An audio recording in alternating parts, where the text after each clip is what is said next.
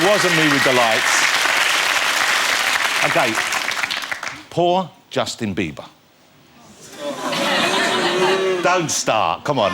He's in trouble again. He visited the Anne Frank Museum, OK, and he left some comments in the guest book. You would have seen this story. What he wrote was, Anne's a great girl. Hopefully she would have been a believer, OK? And the newspapers said, yeah, I know, but come on. The newspapers give him a hard time. Here's the thing. He's a 19-year-old, OK? He's a 19-year-old multi-millionaire bachelor pop star in Amsterdam. There are far worse things he could have done with his time. If my son, who's the same age, went to Amsterdam with his mates and told me they'd spent an afternoon at the Anne Frank Museum, I would be both very surprised and delighted, and he could write whatever the hell he wanted in that book. Have you been to Amsterdam, Will? Yeah, I've been to Amsterdam. Okay. Do you spend much time at the museum there? See? I rest my case, ladies and gentlemen, OK?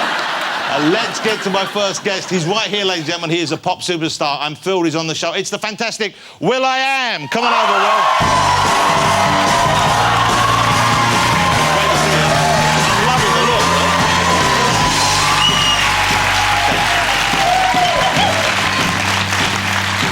You look great, Will. I love it. Howard, talk me through the outfit, will you? What's going on? How do you put this together? What's the look you're going for here?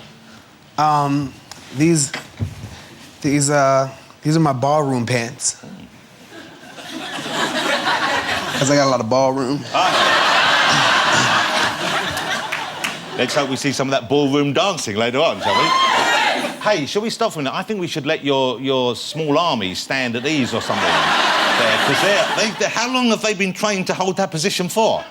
They go to the restroom like that. When I met them, they were like that. Wow. And you just said, hold it, one's laughing. Yes! Two are laughing, and once two fall, all of the dominoes will go over. I think you can stand at ease, gentlemen, if you want.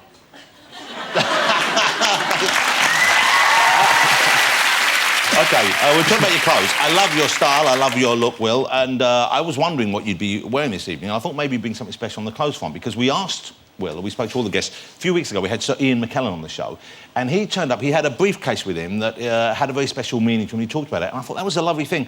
So I asked Will, and a few other guys, if you've got something special that maybe we weren't have seen before that you could bring in. I thought it might be an item of clothing, but it wasn't. You served up this for us.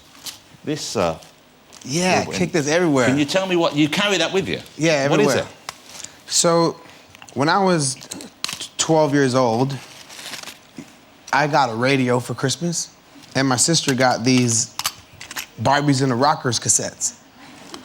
And I recorded over them to make my demo with my radio. So I was rapping into my little radio over my sister's Barbies and the Rockers cassettes. So I started carrying these with me everywhere I went, because one day, Black Eyed Peas were on tour, and Fergie was like, man, I remember my first demo. I was like, yo, I remember my first demo was on my sister's Barbies and the Rockers cassettes. And she was like, you're shitting me. You can't say that on TV, can you? Well, I think you just did. She was like, you're pooping me. So... Can I be honest with you? I find that far more offensive. She's like, you're shitting me. So I was like, no, seriously, it was like 1980. She was like, what, 1986? I was like, actually 1987, because we were poor. My mom didn't buy the Barbies and the Rockers cassette the first year they came out. She bought us the second year. So I recorded over it. She was like, this is freaking me out. I was like, why? She's like, because I was in the Barbies and the Rockers commercial in 1987. She was in the commercial. That's incredible. Then I Googled it, and then Fergie's there in the commercial looking all like, she was like 10 years old. Like, I love Barbie, Mom, thanks. Oh, she was 10, so I always knew she was lying about her age, so she's actually now 72, is this right? No, because that would make me Tom Jones' age. Well, speaking of Big Tom Jones, who you're working with, and I'm guessing you're getting on pretty well with. I haven't met anyone who's met Tom Jones who doesn't like Tom Jones. What's the relationship like? What do you most enjoy about spending time with Sir Tom Jones? Sir Tom Jones, to me, is like a big inspiration, because his career, he's had a long career. He's remained like a genuine gentleman. He's kind. Tom was quite the heartthrob. I'm sure you know this. I mean, I like girls, so yeah. I don't know. I'm like, oh man, look at his chest, man. He got hairy chest and everything. But well, you can appreciate a beautiful man when you see one, can't you? What? You're not telling me you don't look at Tom occasionally and think, that's a fine-looking hunk of man? I mean, I think Tom Jones is really nice. But I'm not looking at him every once in a while, like, licking the top of my lip. Okay. Like, no. But anyway, so I'm like, yo, Tom, blah, blah, blah, tell me some stories about the past. Like, you know what I'm saying? He was like, you know, I remember touring down south when it was really racist. I was like, wow. What was that like? Yeah. He was like, you know, I used to pass for black. Because people in America used to think I was black. Because of the voice? No, because he looked black. So, and he said, hold on, did he look black? I mean, there's a lot of people that could pass for black. I guess. So anyway, so Tom Jones told me one time he was in the steam room, right? And black people in the 60s, they used to straighten their hair, right? Yeah, like Jerry curl stuff and straightening. Like Little Richard had a straight combed hair, right? That's what James Brown, straight hair, right? But when they get in the steam room, their hair would go shrivel back up. So they thought Tom Jones had his hair straightened.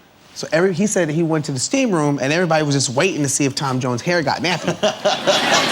And it never got nappy, and that's how his whole identity was, you know, revealed in America, that he wasn't a brother. He's always a brother to me, Tom Jones. Well, you must enjoy working. You must enjoy doing the show. I mean, The Voice it's a spectacular idea for a show.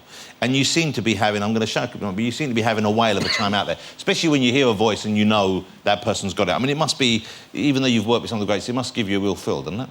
I like the honesty of the voice and, you know, just the format. I love the format. I've got a clip I wanted to, because none of the judges and the mentors on The Voice are shy about holding back, but certainly you seem to get into it more than most. You really seem to get carried away. Here we have, this is Will really getting into a new talent they've discovered. She's great, that young woman, isn't she? She's, is it Cleo? Yeah, Cleo. She's amazing. Yeah. And you're mentoring her? Yeah, she came on Team Will, yeah. OK, well, the first time I knew about Will.i.am, like everyone else, I heard the Black Eyed Peas. I thought, wow, this band's incredible, this guy's incredible. You came over, you did my show, I was thrilled. Now you're over here a lot. I almost think of you as being a kind of honorary Englishman. You seem to spend a lot of time over here. You must like it over here. I love it here. Like, really. What? No, there's... That's the Prince with his son, Prince Will.i.am.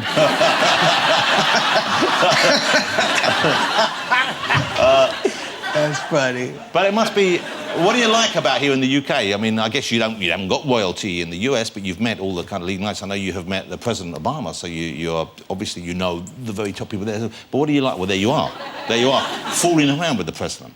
So we were campaigning in Ohio, and we go back podium, because it wasn't a stage. So we went back podium. If it was backstage, I would have said backstage. So we went back podium, and he's like, look at that hat. It's great. You should try it. We're on stage one day. So I'm like, no. He was like, come on, put it on. So I'm like, do you talk like that all the time?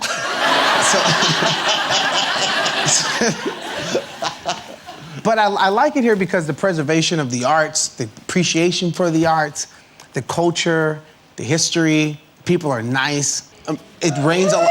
Really, it rains a lot, so I get to wear a lot of clothes. Because you couldn't, I imagine, you can wear a bowler hat here and people aren't going to make a big deal about it. I mean, it's a bit unusual, but, you know, it's not super... But in America, I imagine the bowler hat, I think they would find it quite an odd thing. No, I mean, America's cool. They don't really pay attention to much things like that. Like bowler hats. They probably think it's America now. But I love the weather. And it sounds weird. I like it a bit chilly. I like it a bit cold. I like wearing jackets all the time, right? Because I don't like it when it's hot because you have no options. It isn't like you can take your skin off. So you're not I mean, you're not a kind of bodybuilding kind of guy then. You're not muscular. You don't like to show off your torso. But you've never seen me naked to know that I got mad muscles and abdominals. No. I'm sure your abdominals are fabulous. No, I got mad abdominals. Is mad is good mad?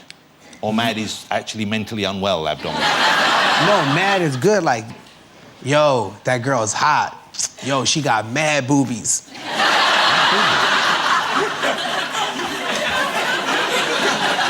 Ladies, if someone were to say to you, those boobies are mad, would that be a compliment? Or indeed, Steve? No, you can't say it like that. You can't say it to a lady? You can't say...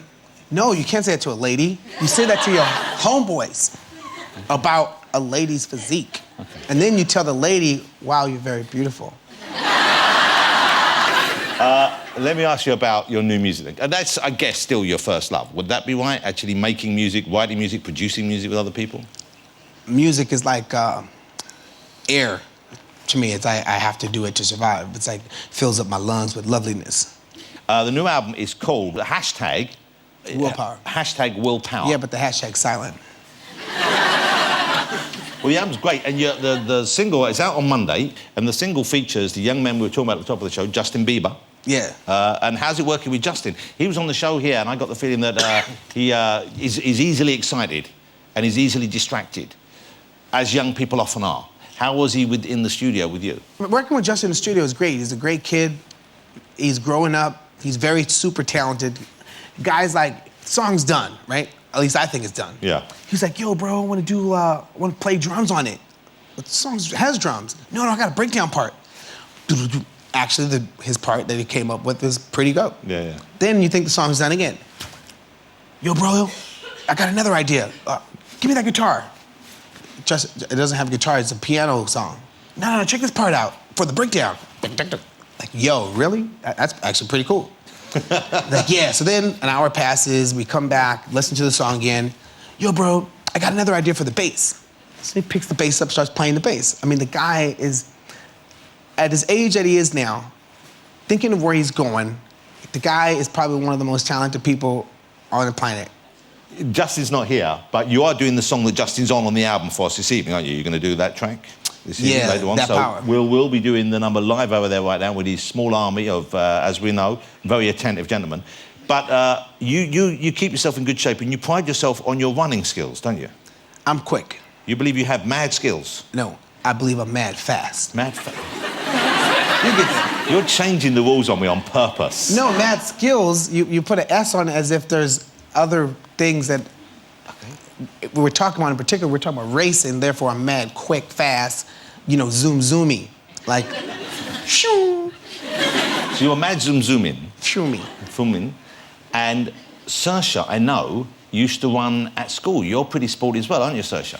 Yeah, I mean, I did it when I was younger, so I'm not going to put pressure on myself here. No, but yeah, I was pretty fast. So we were going to see whether you actually wanted to race each other on the show this evening, have an actual running race. I'm game. If Will.i.am is, I'm in. Will, are you zoom? I am. Will.i.am. Maybe there should be something at stake here. I don't know what there should be at stake here. Maybe whoever wins gets to take home a bowler hat. Or, who do you think's gonna win? Oh, come on, don't put me on the spot like that. No, really. I'll tell you who. Saoirse. Okay. So if I right. win, you have to run in your show shirtless around in the circle.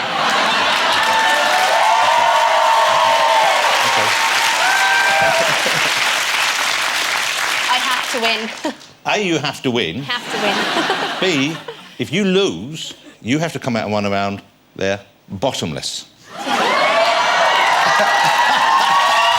I mean, we want to see it anyway, but if you lose, that's the deal. But Let's think about it. We'll take a break. Afterwards, I'll be joined by the fabulous Saoirse Ronan. We've still got the race to come, and Steve Coogan and Francesca, so don't go away.